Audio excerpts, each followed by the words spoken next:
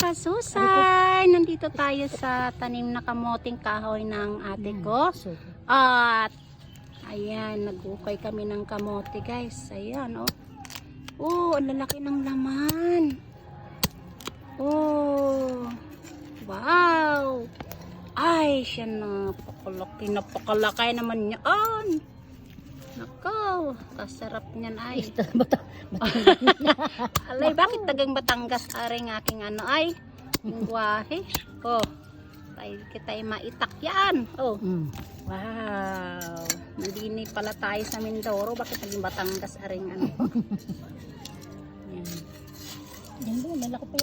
Ayan, kayo guys natuwa. Natuwa ba kayo? Sige, comment down below na lang kung gusto nyo ano, ganitong kamote. Kamuting kahoy. Ay, sobrang sapo. Thank you guys. Thank you for watching guys. Okay, bye. Naglutang si po. Bye. Ayun pa. Bye. Ay, laki.